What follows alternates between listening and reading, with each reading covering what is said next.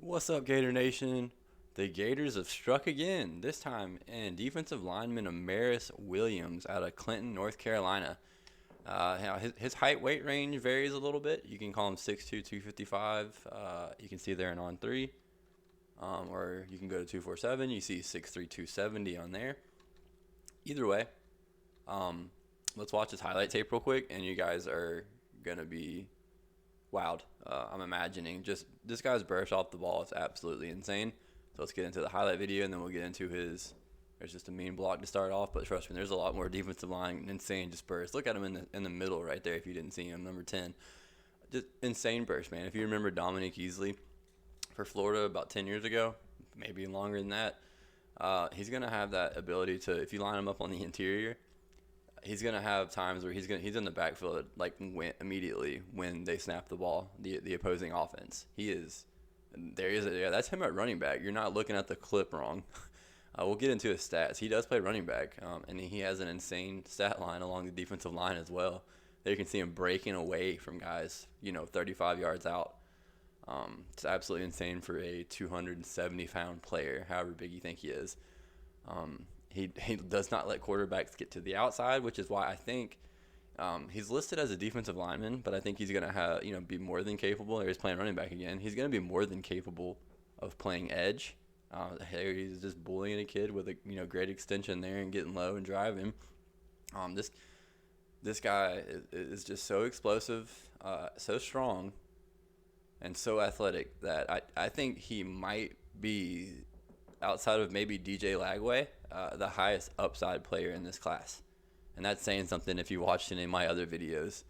The recent one that I just put out on Amir Jackson, I liked Amir Jackson a lot.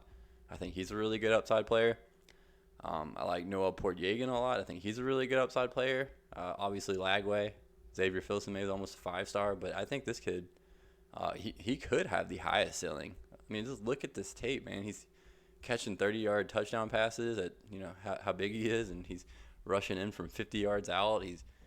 He's in the backfield by the time that the quarterback receives the snap. We're gonna go into a stat line. I'm not gonna say it on the video, but you guys are gonna be wild at this stat line he had last year, and you can definitely see it. He is so damn explosive. It's insane. I absolutely love this kid for Florida so much. Everybody thought Penn State here. This is one of the surprise commits, and from yesterday, some of the other kids were more expected. Which we got a couple more videos coming out here. Hopefully today, if my kids don't wake up, that's why I'm not talking as loud this video.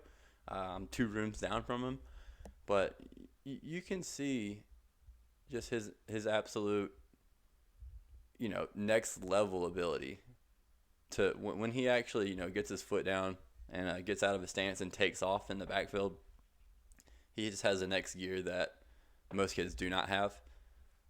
He is a 4-star, so he's a pretty high-rated 4-star. Some sites are very high on him.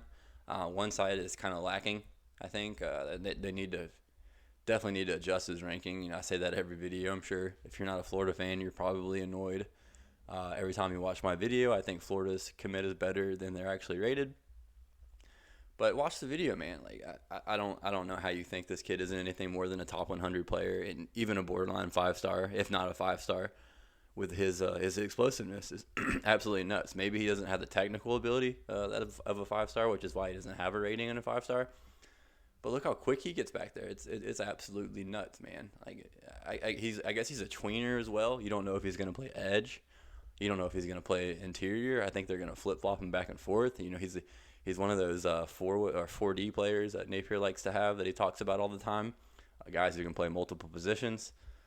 This is definitely one of those guys. He's going to be able to play all along the defensive line and even as an edge linebacker where he's going to get out into space. We'll watch a couple more clips. Just, tackle for a loss, tackle for a loss, tackle for a loss. This is the last one anyways, I think, or there's not a lot left. There he is just blocking downfield. And this should be the last one right here. And that's another tackle for a loss. And we'll keep up with that theme of tackle for losses. I told you guys he had an insane stat line. Let's go look at his max preps. Look at these stats. I mean, for his junior season, 65 total tackles, 44 tackles for loss, 18 sacks. I don't care what competition level he's playing. Those are absolutely insane numbers. That's elite. That's all I can really say is that is elite. And On3 is actually the site we're looking at right now, and they're the ones that kind of need to step up their ranking, I believe. ESPN, I think, is a little behind too. You can see on 247 and Rivals, who have had the two most recent updates. They both got him in the top 100 overall players in the nation, top 15 defensive linemen in the whole country. How there's a kid better in North Carolina than him, I don't know. I can't think of who it is, but I'm sure he's a great player. But I don't know if he's better than Amaris Williams. I would say he's probably the best player in North Carolina. But North Carolina does put out some great players, though. But there you can see, On3 has him as a 88 3-star, 43 defensive lineman. So he's 20, 30 spots lower than the other recruiting industry sites. So it's time for them to wake up a little bit. I think they're a little off there. You can see 247 likes him a lot. Number 88 in the nation, according to them, versus the number 186 composite because of On3 and kind of Rivals or ESPN as well. But you guys, just if you look at the composite score, just know this is going to go up. There's no way that this kid's not going to be more of a top 100 player in the nation at the end of the cycle, unless of course he has an injury. You never want to speak into existence, but you never know. It's football. But you can see down here, he committed to Florida over Penn State and Tennessee. He had offers from, pretty much everybody, I believe. I think, Georgia had an offer. Did they fill up their defensive line class or prioritize them? Who cares? Auburn offered. North Carolina, of course. Oklahoma. So USC. It's who's who. Who's who of everybody offered him. You can watch the tape and see the stats, and it is not hard to see that he should have offers from everybody in the entire country. And we're going to back up what I said, because we're going to go here look at the Gatorade big board here. We're going to back up what I said. On the impact score, I gave him a 9.5, which bumps him up to the 5th highest rated commit in our entire class. I already have the other guys that I haven't done a video on yet with Aaron Childs and Nasir Johnson, who just committed last night as well. Hopefully we'll get a video out here soon. But you can see the 4 guys that just committed yesterday are going to be the core of the class. They're right there, all packed there in the middle. All really good players who are going to be impact players at the next level. All are very explosive for their size. All phenomenal athletes for their size. It's kind of a typical Florida player that you would think of. Florida has a ton of really good athletes coming in this class so far. This is probably one of the better, most athletic classes I can think of as far as a start. We'll see how they finish.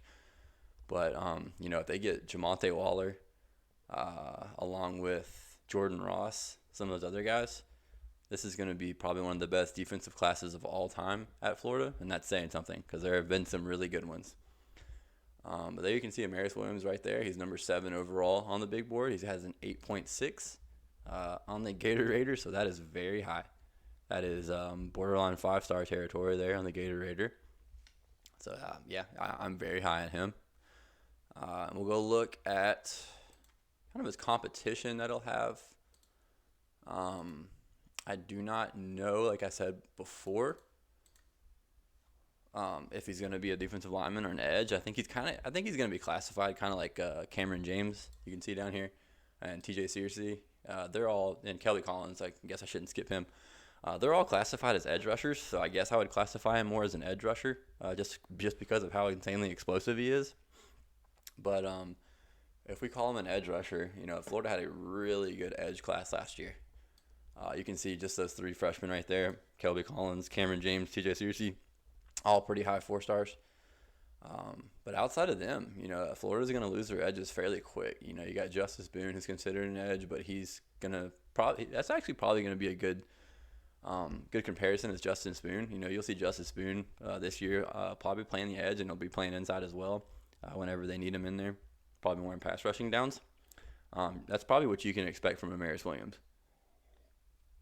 As I take a sip of coffee.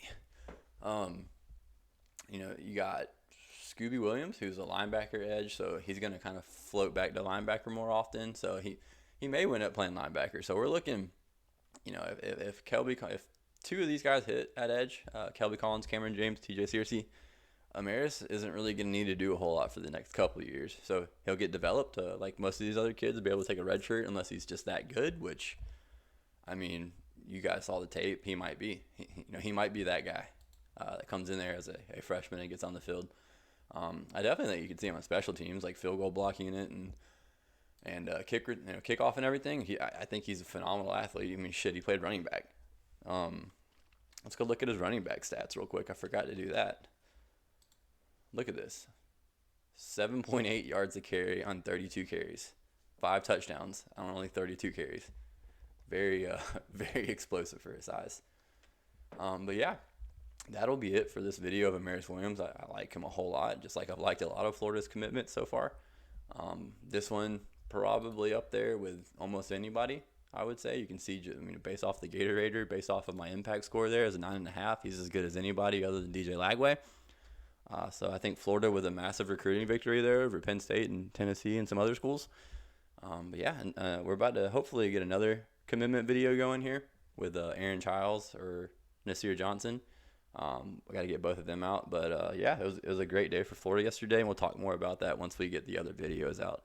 But until the next video, could you like and subscribe? I'd really appreciate it. And go Gators.